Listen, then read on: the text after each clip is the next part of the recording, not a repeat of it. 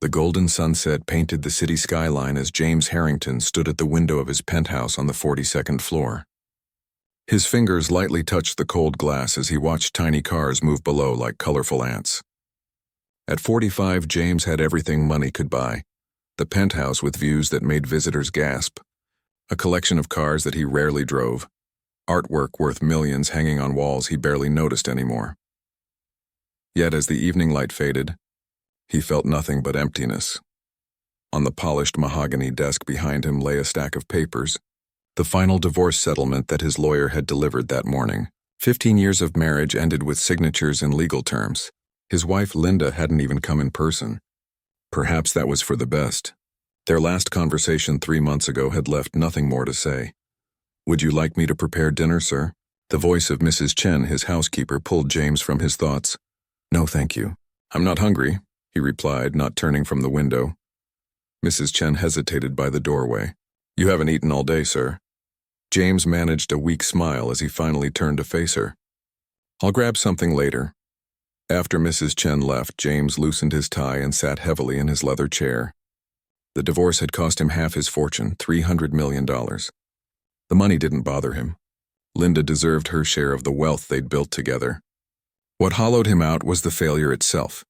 Despite all his success in business, he had failed at the one thing he truly wanted: a family. They had tried for years to have children. Specialists, treatments, procedures. Money opened all doors except that one. The stress and disappointment had slowly poisoned their relationship until they became strangers living in the same beautiful home. James picked up the framed photo on his desk, him and Linda on their honeymoon in Italy, both smiling, full of hope for their future. He placed it face down and opened his laptop instead. The email from his former company's CEO thanked him again for the smooth transition after selling his tech firm 6 months ago. The sale had added another $400 million to his accounts, but without work to distract him, the emptiness of his personal life became impossible to ignore. What was the point of all this success? James looked around at his perfectly decorated office, chosen by an interior designer whose name he could barely remember. Nothing here really felt like him. Nothing here brought him joy. His phone buzzed with a message from Richard, his oldest friend and financial advisor. Tokyo deal went through. Another $20 million in the bank. "Let's celebrate this weekend?" James didn't reply. The thought of another evening at an exclusive restaurant, discussing money and investments while drinking overpriced wine, made him feel tired to his bones. On impulse, he stood up and walked to his bedroom. He changed from his tailored suit into jeans and a simple sweater, clothes he rarely wore. He caught his reflection in the mirror and barely recognized himself. His dark hair was graying at the temples and fine lines had formed around his eyes. When had he gotten so old? "I'm going out for a walk," he called to Mrs. Chen as he headed toward the elevator. She looked surprised. "James Harrington didn't take walks." "It might rain later, sir. Should I call your driver?" "No, I'll be fine." He patted his pockets to make sure he had his wallet and phone, then stepped into the elevator. The doorman did a double take as James walked through the marble lobby. "Good evening, Mr. Harrington. Shall I get you a cab?" "No, thank you, Paul. Just going for a walk." Outside, the city hummed with evening energy. People rushed past him, heading home from work or out to dinner. James stood still for a moment, overwhelmed by the noise and movement. How long had it been since he'd simply walked these streets? He always moved from building to car to building, isolated from the city's true rhythm. He turned left and began walking with no destination in mind. The first few blocks were familiar, high-end stores and restaurants he occasionally visited. But as he continued walking, the neighborhood gradually changed. Chain stores replaced boutiques. The sidewalks became more crowded. Street vendors sold hot dogs and pretzels from carts. James kept walking, oddly comforted by his anonymity in the crowd. No one here knew he was the James Harrington who had built the tech empire. No one cared about his bank accounts or the divorce that had been mentioned in the business section of yesterday's newspaper.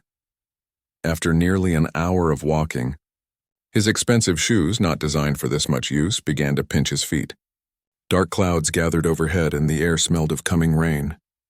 He should head back or at least call for a car, but something pushed him forward. He found himself in a neighborhood he'd never visited before. The buildings were older, many with small businesses on the ground floor and apartments above. Children played on the sidewalk while adults chatted nearby, creating a sense of community that felt foreign to James. Ahead, he spotted a small park wedged between buildings, just a patch of green with some benches and a modest playground.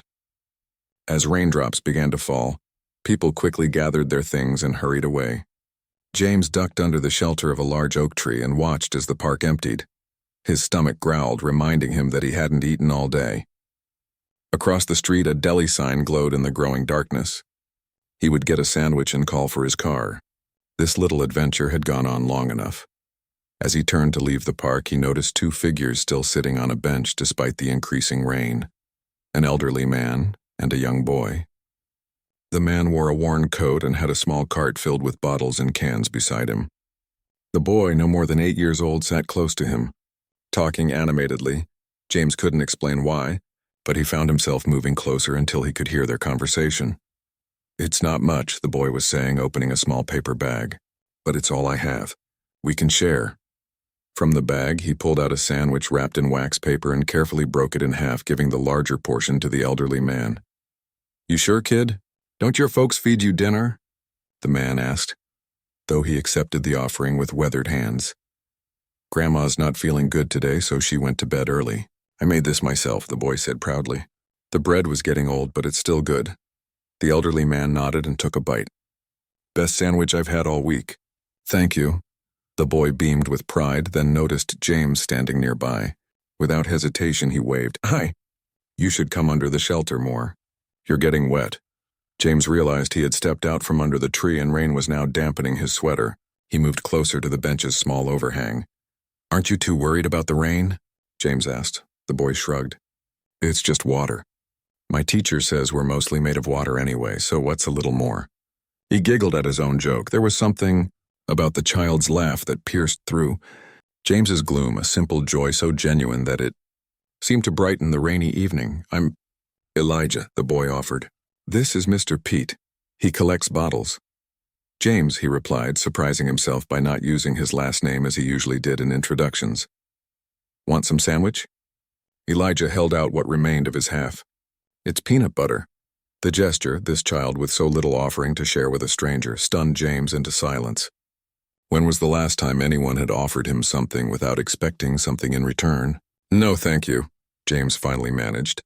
"You enjoy it." The rain began to fall harder and Mr. Pete stood up, gathering his cart. "Better get moving before my cardboard gets too wet." "Thanks for the sandwich, kid. You be safe getting home, you hear?" After the elderly man left, James found himself sitting on the bench beside Elijah, unsure why he wasn't calling for his car or heading to the deli as planned. "Do you live nearby?" James asked. Elijah nodded, finishing his sandwich. "Just 2 blocks that way, with my grandma. Our apartment is small, but we have the best view of the street parade on New Year's." A crack of thunder made them both jump and the rain turned into a downpour. "I should get home," Elijah said, standing up. "Grandma will worry if she wakes up and I'm not there." Without thinking, James pulled off his sweater and held it over the boy's head. "Let me walk you. I have a phone. We can call your grandmother if you'd like." Elijah looked up at him with curious eyes. "You don't look like you're from around here." "I'm not," James admitted. "I was just walking." "Sometimes walking helps you think," Elijah said with surprising wisdom. "That's what Grandma says."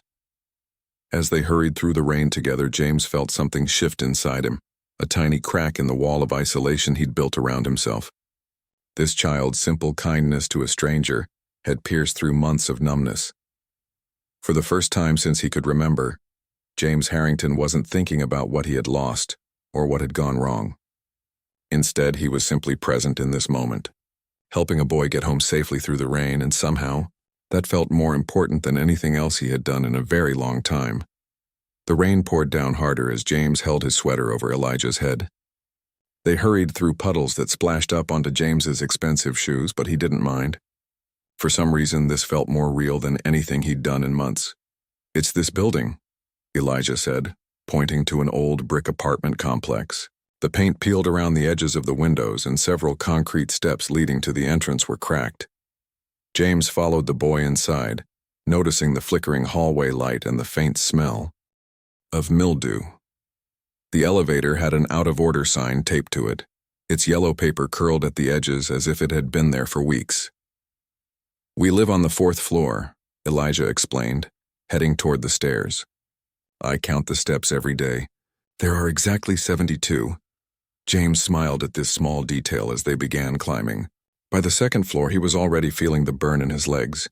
He couldn't remember the last time he'd taken stairs instead of an elevator.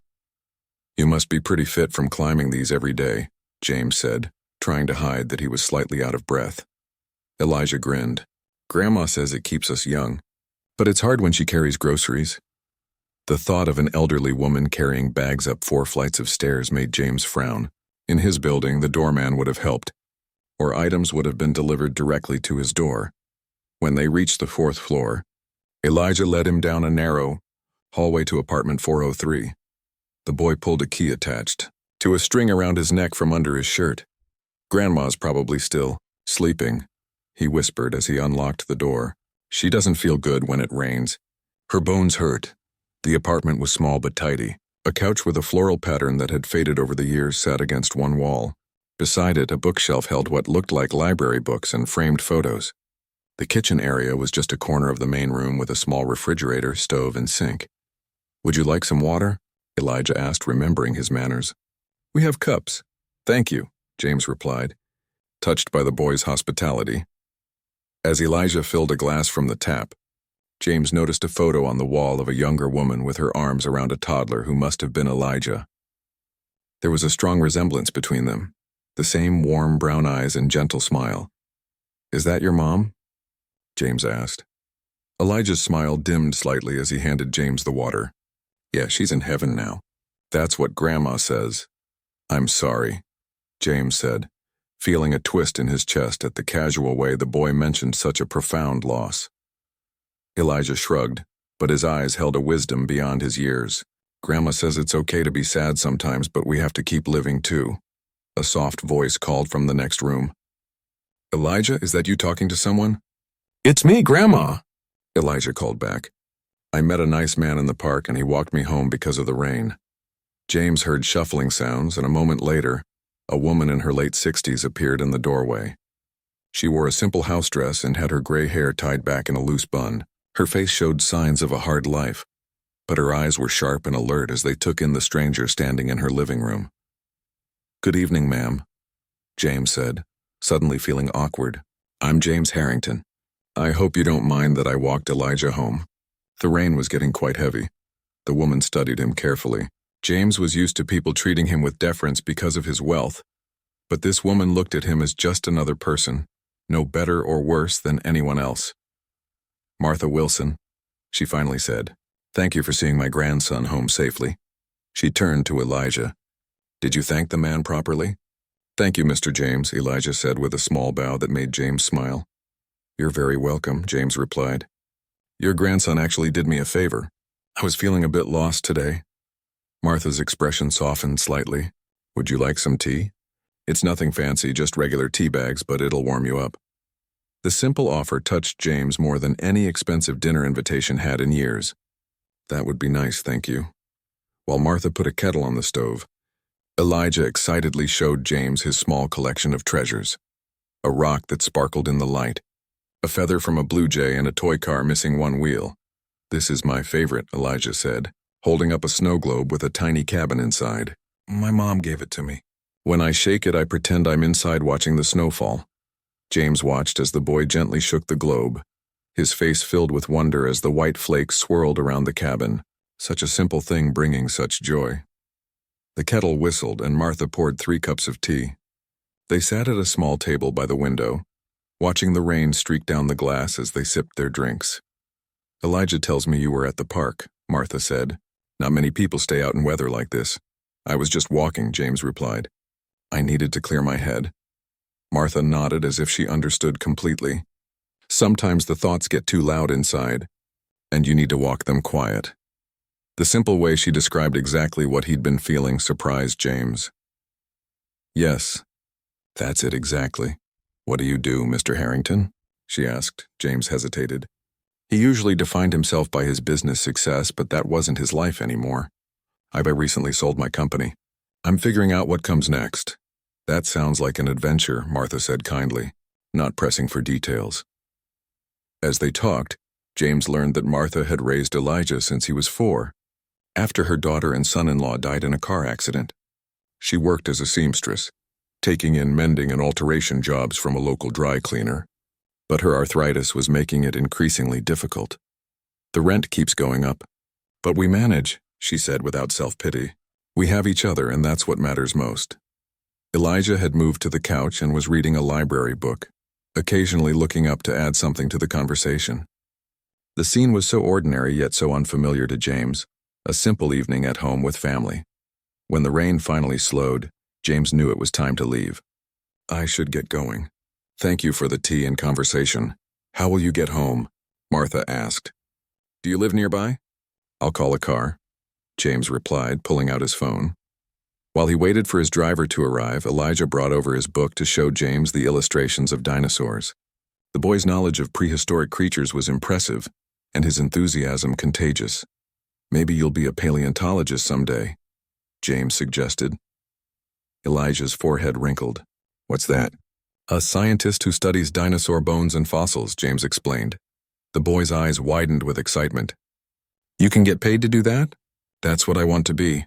Martha smiled at her grandson's enthusiasm. Education first. That's what your mother would say.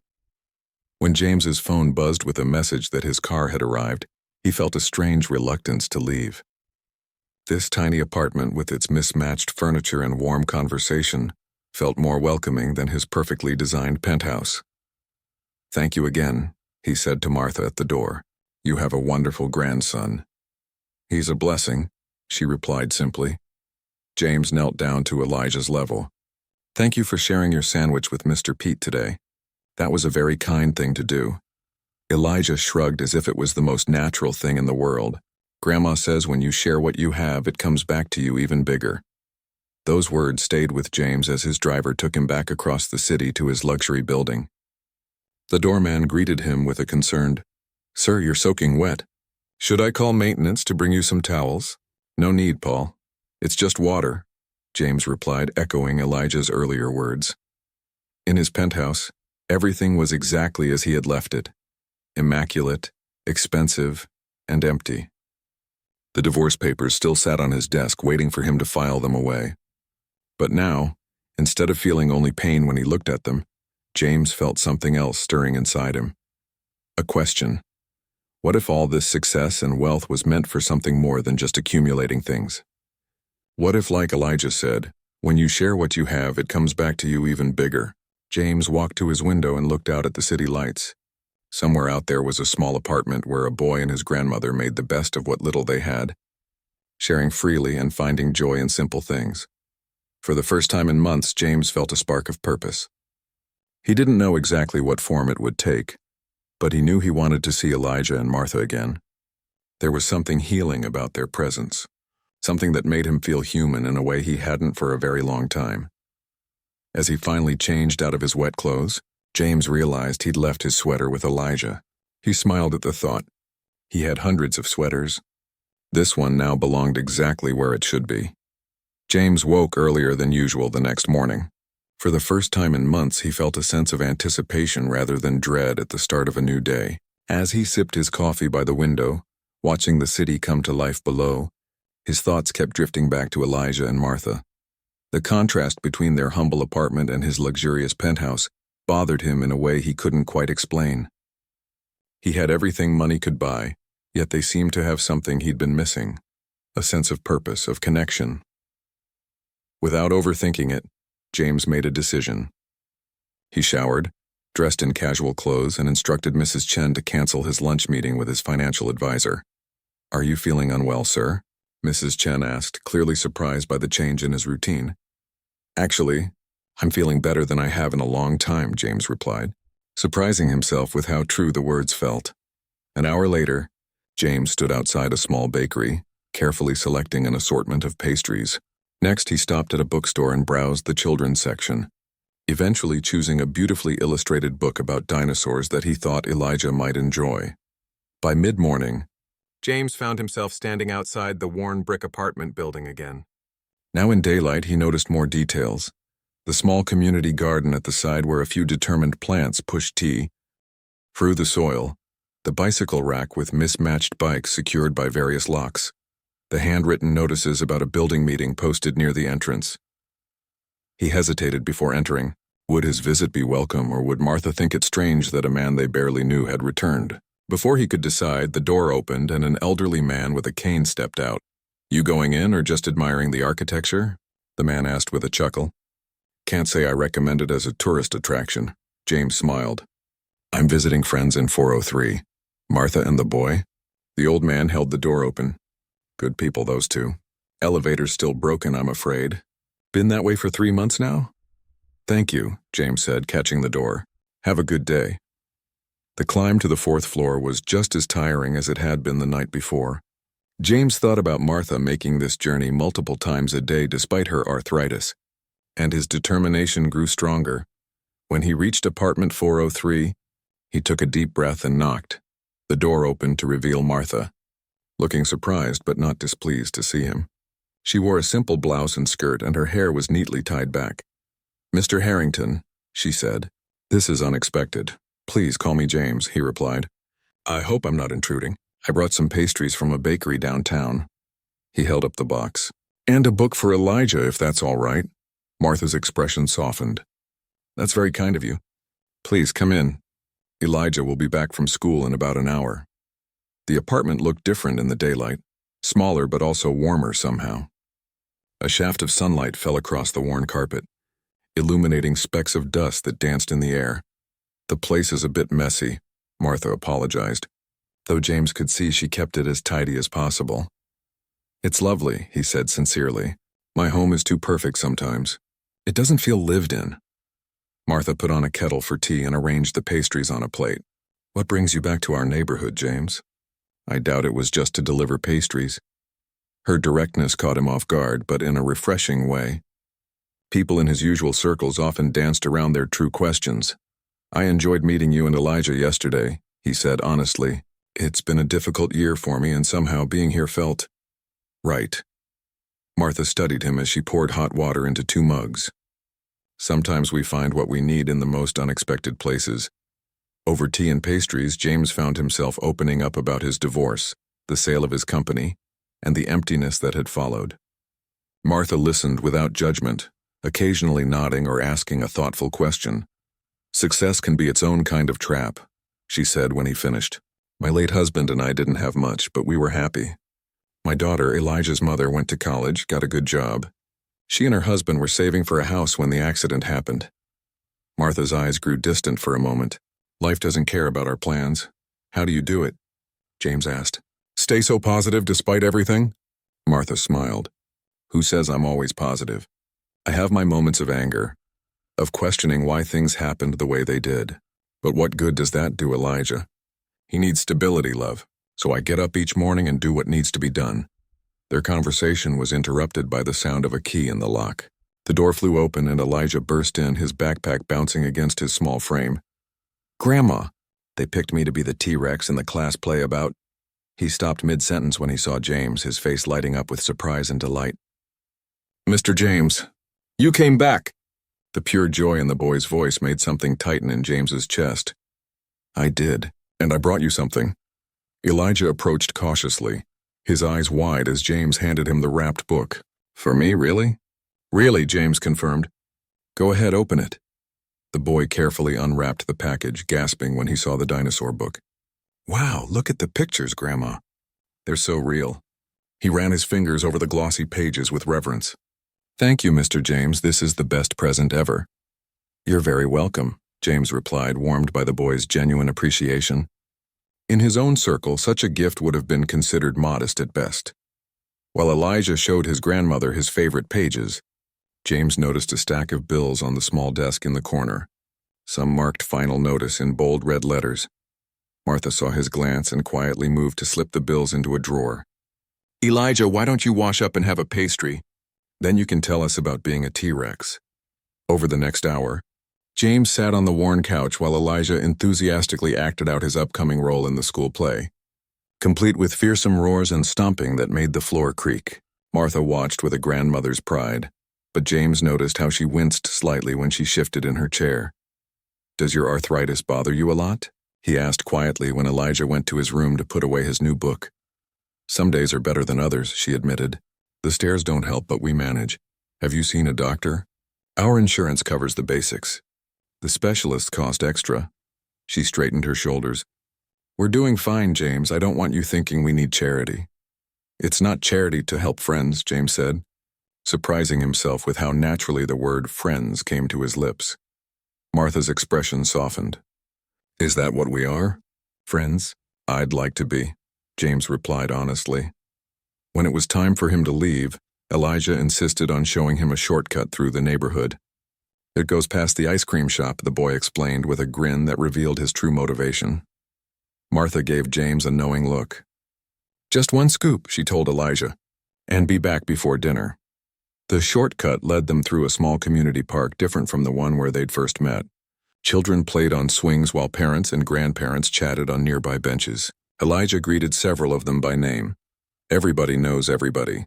Here," he explained to James, "Mr. Lee, at the corner store gives me a free candy on Fridays. Mrs. Patel, at the laundromat lets me help fold and pays me $1. And Mr. Hector teaches kids karate for free on Saturdays in the park." James was struck by the sense of community, something entirely absent from his own wealthy neighborhood where residents barely acknowledged each other in the elevator. At the ice cream shop, a small bell jingled as they entered. The owner, a heavyset man with a kind face, greeted Elijah warmly. "My usual customer, and you've brought a friend today." He looked at James with friendly curiosity. "This is Mr. James," Elijah announced. "He walked me home in the rain yesterday and gave me a dinosaur book today." "Any friend of Elijah's is welcome here," the owner said, extending his hand. "I'm Tony." James shook it, noting the man's firm grip and genuine smile. "Nice to meet you, Tony." Elijah carefully considered the ice cream flavors before selecting chocolate chip. James opted for vanilla and insisted on paying for both, plus an extra scoop for Tony to deliver to Martha later. As they sat at a small table by the window, Elijah's face suddenly grew serious. "Is your heart still broken, Mr. James?" The question caught James off guard. "What makes you think my heart is broken?" Elijah shrugged. "Your eyes looked sad yesterday. My grandma's eyes looked like that after my mom went to heaven. She said it was because her heart was broken." Such simple wisdom from a child. James considered his answer carefully. "Yes, I suppose my heart has been a bit broken. But you know what? It feels a little better today." Elijah nodded solemnly. "Ice cream helps. And friends. Grandma says friends are the best medicine for a broken heart." "Your grandma is a very wise woman," James replied, feeling a lump in his throat. When they finished their ice cream, James walked Elijah back to his building. Before they parted, the boy surprised him with a quick hug around the waist. "Will you come back again?" Elijah asked, looking up with hopeful eyes. Looking down at that trusting face, James knew his life had changed in ways he couldn't yet fully understand. But one thing was certain. He had found something in this rundown neighborhood that had been missing from his perfect empty life. "Yes," he promised. "I'll definitely come back." As he walked away, James pulled out his phone and made a call to someone he hadn't spoken to in months, his old friend Dr. Wilson, one of the city's top rheumatologists. It was time to put his resources to good use. For the first time since signing those divorce papers, James felt truly alive. He had a purpose now, even if he wasn't quite sure where it would lead. Over the next few weeks, James became a regular visitor at apartment 403. His expensive suits remained hanging in his closet as he embraced a simpler wardrobe that didn't make him stand out in Elijah's neighborhood. Each visit brought new discoveries about Elijah and Martha, about the community they called home, and about himself. On a bright Tuesday morning, James arrived at Martha's apartment earlier than usual. When she opened the door, her eyes widened with surprise. "James, we weren't expecting you until this afternoon." She was dressed in her good clothes, a blue dress that had been carefully mended and low-heeled shoes polished to a shine. "Wanted to drive you to your appointment," James said. After several conversations, Martha had reluctantly agreed to see Dr. Wilson, James's rheumatologist friend. Martha glanced back into the apartment. "That's very kind. but I've already arranged for Mrs. Patel next door to watch Elijah after school. I was going to take the bus. The bus would take over an hour each way. James pointed out gently. Please let me drive you. We'll be back well before Elijah returns from school. After a moment's hesitation, Martha nodded. All right. Let me get my purse. In the elevator of James's building, Martha had insisted on taking the stairs despite her pain. Now she allowed James to guide her to his car, not the flashy sports car he rarely used, but a more modest sedan he'd started driving recently. This isn't what I expected a millionaire to drive, Martha commented as she carefully settled into the passenger seat. James smiled as he started the engine. I'm learning that many of the things I thought were important aren't really necessary. The medical building where Dr. Wilson practiced was in an upscale part of town. As they entered the gleaming lobby with its marble floors and modern artwork, James noticed Martha straighten her shoulders. As if preparing herself for judgment, Martha, he said quietly, you belong here just as much as anyone else. She gave him a grateful look as the receptionist called her name. Mrs. Wilson, the doctor is ready for you. 2 hours later, they left the building with a treatment plan, prescriptions for medication, and a referral for physical therapy. Dr. Wilson had spent far more time with Martha than he typically did with patients, thoroughly explaining each aspect of her condition and the various options for managing her pain. I can't thank you enough, Martha said as they drove back. It's been years since a doctor really listened to me like that. You don't need to thank me, James replied. That's what friends do. When they arrived back at Martha's building, James noticed a group of maintenance workers examining the broken elevator.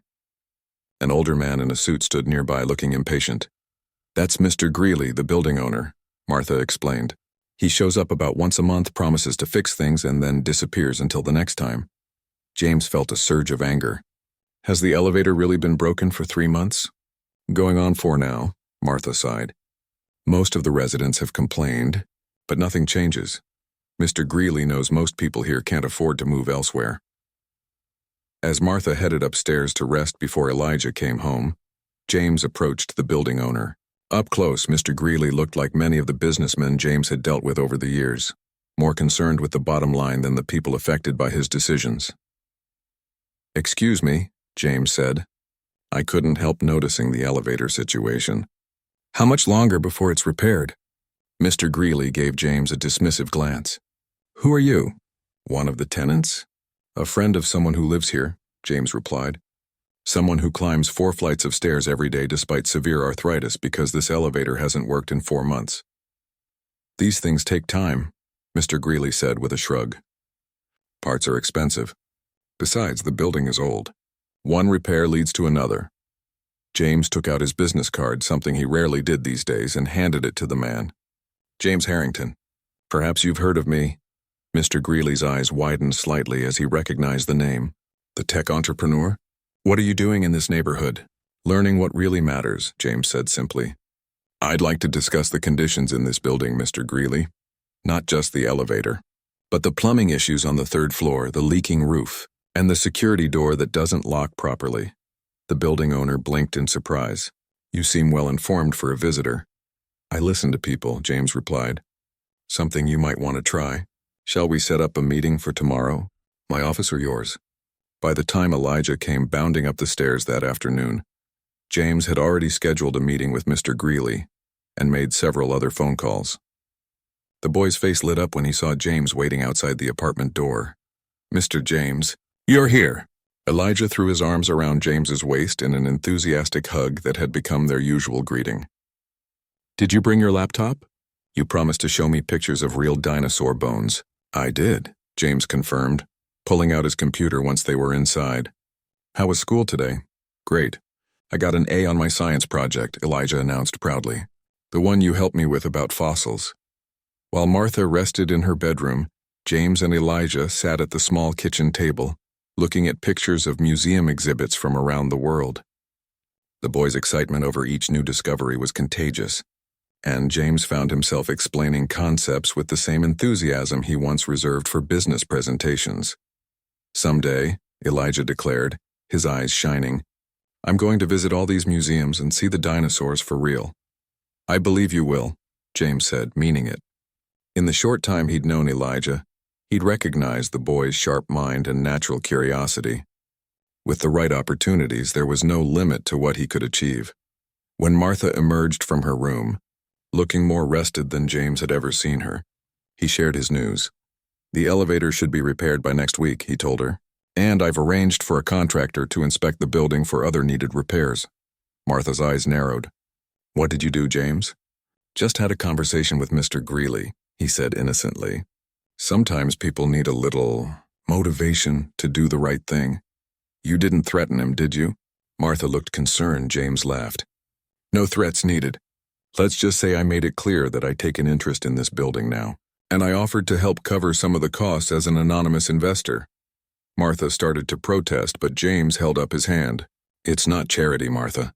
It's an investment in a community that matters to me." Later that evening, after helping Elijah with his homework and sharing a simple dinner that Martha insisted on cooking, despite James's offer to order takeout, James found himself sitting on the fire escape outside the apartment window. The narrow metal platform offered a surprisingly beautiful view of the sunset painting, the city skyline in shades of gold and pink. Martha joined him, carefully lowering herself to sit beside him. "Penny for your thoughts?" James smiled. "I was just thinking about how different my life is now compared to a month ago." "Better or worse?" she asked. "Infinitely better," James replied without hesitation. "I used to measure success by the numbers in my bank account. Now," he gestured toward the apartment where Elijah could be seen through the window, carefully arranging his dinosaur figures. "Now I measure it differently." "He adores you," Martha said softly. "I haven't seen him this happy since before his parents died." "He's an amazing kid," James replied. "You've done a remarkable job raising him, especially under such difficult circumstances." Martha gazed out at the city lights beginning to twinkle in the dusk. "I do my best, but I worry about the future. My health isn't getting better, James, despite the wonderful doctor you connected us with, and raising a boy takes energy." "You don't have to do it alone anymore," James said, surprising himself with the certainty in his voice. The next day, James arrived at his lawyer's office with a clear plan. His attorney, Howard, listened with growing astonishment as James outlined what he wanted to do. "Let me get this straight," Howard said when James finished. "You want to buy the entire apartment building? And establish a foundation to renovate it and create programs for the neighborhood children?" "Exactly," James confirmed. "The foundation will own the building, keep the rents affordable for current residents, and use the first-floor retail space for after-school programs and community services." Howard adjusted his glasses. "May I ask what prompted this sudden interest in real estate and philanthropy?"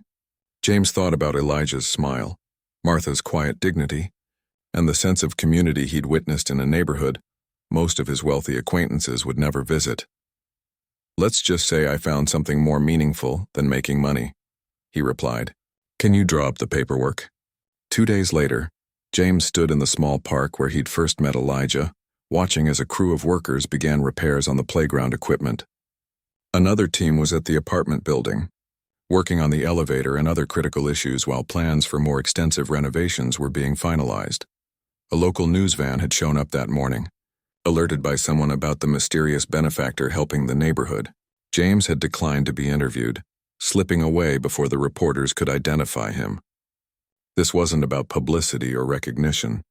As he stood there, hands in his pockets, James realized he felt something he hadn't experienced in years, perhaps ever. A sense of purpose that went beyond personal achievement. A connection to something larger than himself. A small hand slipped into his, and he looked down to see Elijah standing beside him, watching the workers with wide-eyed fascination.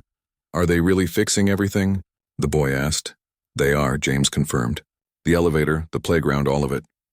Elijah looked up at him with eyes that seemed to see more than most adults. "Because of you?" James squeezed the small hand in his. "Because this place and the people in it matter." The boy nodded as if this made perfect sense. "Grandma says when good things happen, we should be grateful but not surprised. She says that's how the world is supposed to work, people helping each other." Out of the mouths of children, James thought. Such simple wisdom that had taken him 45 years and losing almost everything to learn. "Your grandma," James said with a smile, "is the smartest person I know." 6 months passed in a blur of activity. Spring turned to summer, and summer began its slow fade into fall. The changes in the neighborhood were visible everywhere. The apartment building with its now working elevator and fresh paint, the expanded community garden burrs, ting with vegetables, the renovated playground filled with laughing children. But the biggest changes were the ones no one could see, the ones that had happened inside James. On a crisp September afternoon, James sat on a bench in the park watching Elijah play with a group of children. The foundation James had created, which he'd simply named "It's All I Have We Can Share" after the words that had changed his life, was thriving. The after-school programs were filled to capacity, offering everything from homework help to art classes. Local businesses had joined the effort, providing job training for teenagers and adults. James had sold his penthouse 3 months ago, moving into a modest but comfortable apartment just 2 blocks from Martha and Elijah. His days, once filled with business meetings and investment decisions, now revolved around community projects and, increasingly, around the boy who had unwittingly started it all. As he watched Elijah demonstrate a perfect dinosaur roar for his friends, James felt a presence beside him. Martha eased herself onto the bench, moving more freely than she had when they first met, thanks to her ongoing treatment. "You're smiling," she observed. "It suits you." "I have a lot to smile about these days," James replied, and it was true. The emptiness that had once consumed him was gone, replaced by a sense of purpose and connection he'd never known was possible. Martha followed his gaze to where Elijah was now organizing some kind of game involving imaginary dinosaurs. "He's doing so well in school. His teacher says he might be ready to join the gifted program next year." "I'm not surprised," James said proudly. "He has an amazing mind."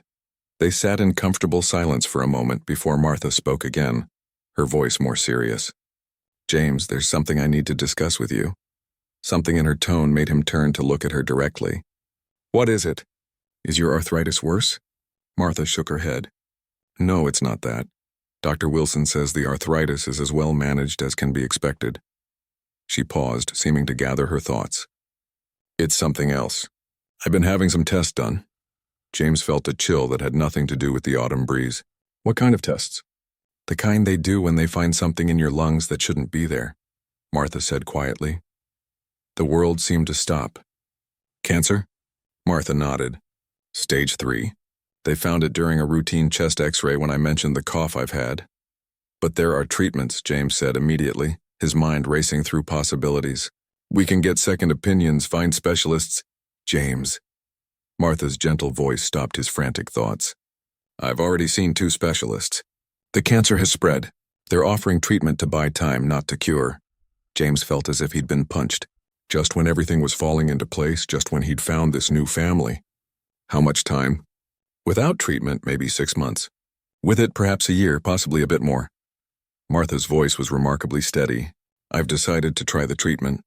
Not because I'm afraid of dying, but because I need to prepare Elijah, and I need to make arrangements."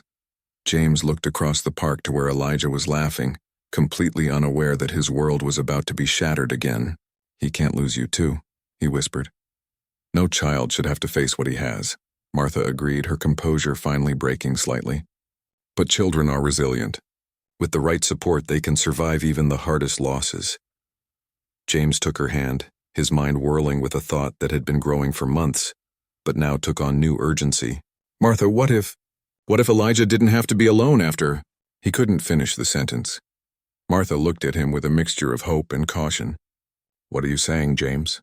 "I love him," James said simply. "These past months he's become the child I never had. The child I always wanted. You're talking about becoming his guardian." It wasn't a question, James nodded. "If you think it would be right for him. If you think I could be what he needs." Martha was quiet for so long that James began to worry he'd overstepped. Finally she spoke, her voice thick with emotion. "When we first met, I wouldn't have considered it. A wealthy stranger who didn't know the first thing about raising a child. But now," she looked at him with tears in her eyes, "now I see a man who has learned what truly matters. A man who would put Elijah's needs above his own. A man who already loves him. I would do everything in my power to give him a good life," James promised. "To honor your memory and his parents. To make sure he never forgets where he came from." "He would need to stay in this neighborhood," Martha said firmly. "With his friends, his school, everything familiar?" "Of course," James agreed. I've already moved here myself. This is home now. The conversation was interrupted as Elijah ran over, breathless with excitement. Grandma! Mr. James, we're playing Dinosaur Explorers. Want to play too? Martha smiled, all traces of tears hidden. Maybe in a little while, sweetheart. Mr. James and I are having an important talk. Grown-up stuff?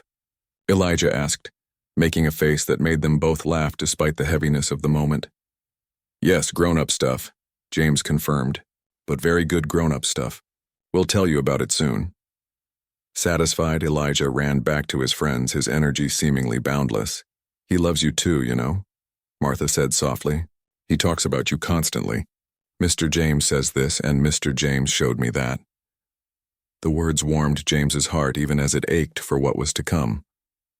Over the next few weeks, with the help of Howard, James's lawyer, they began the process that would allow James to become Elijah's legal guardian after Martha's passing. They decided not to tell Elijah about Martha's illness until the treatment was underway, and they had a clearer sense of the timeline. James accompanied Martha to her first chemotherapy appointment, sitting beside her through the long hours of treatment. When she was too tired to cook, he brought dinner for all three of them. When the side effects left her needing rest, he took Elijah on outings to museums and parks, gradually increasing the time they spent together. One evening, as they returned from the Natural History Museum where Elijah had marveled at real dinosaur fossils, the boy asked a question that caught James off guard. Mr. James, do you have a mom? James helped Elijah with his jacket as they entered the apartment. I did, but she passed away many years ago. Like my mom? Elijah asked. Yes, James said gently, like your mom. Elijah was quiet for a moment, hanging his jacket on the hook by the door. And do you have a dad? He passed away too, James explained. I don't have any family left. Elijah considered this, his young face serious. That's sad. Everyone should have a family. You're right, James agreed, his throat tight with emotion. You could be part of our family, Elijah suggested with the simple logic of a child. Me and Grandma. We could all be family together. James knelt down to Elijah's level, looking into those innocent eyes that had somehow seen straight into his soul that rainy day in the park. I would like that very much, Elijah. Good, the boy declared as if settling an important matter. Because I already think of you as family anyway. 3 weeks later, with Martha's health declining faster than the doctors had predicted, they sat Elijah down together to explain what was happening. It was the hardest conversation James had ever been part of. Elijah's confusion turned to denial, then to anger, and finally to tears that seemed too big for his small body to contain. But I don't want you to go to heaven yet, he sobbed, as Martha held him close. Dad and Mom are already there. It's not fair. I know it's not fair, sweetheart, Martha whispered, her own tears falling. I don't want to leave you either. But remember what we talked about when Mom and Dad died? About how people we love are never really gone? Elijah nodded, his face buried against her shoulder. And remember how we talked about different kinds of families? Martha continued gently. How some families are born and some families are chosen? Elijah looked up, his tear-stained face turning toward James, who sat quietly nearby, giving them space for this moment. Mr. James has asked if he can take care of you when I can't anymore, Martha explained. He wants you to come live with him right here in our neighborhood near your school and friends. Like he would be my new dad? Elijah asked, his voice small. James found his voice. Not to replace your dad, Elijah. No one could ever do that. But yes, I would be like a father to you. I would take care of you and love you if that's what you want. Elijah was quiet for a long time, processing this enormous change. Finally, he looked up at Martha. Would Mom and Dad and you be okay with that? From heaven? Yes, sweetheart, Martha assured him, stroking his hair. We would all be very happy knowing you were with someone who loves you so much. Elijah wiped his eyes and looked at James. Will you take me to see dinosaur bones sometimes? Whenever you want, James promised, his voice breaking. And can I still live here? In our apartment, James and Martha exchanged glances. We can keep the apartment, James said, but you would live with me in my apartment nearby. It has 2 bedrooms and the second one would be all yours to decorate however you want. With dinosaurs? Elijah asked, a tiny spark of interest breaking through his sadness. Definitely with dinosaurs, James confirmed. 3 years later, on a bright spring morning, James and Elijah stood together in the community garden that had been renamed Martha's Place. A simple stone marker commemorated the woman who had taught them both what family really meant.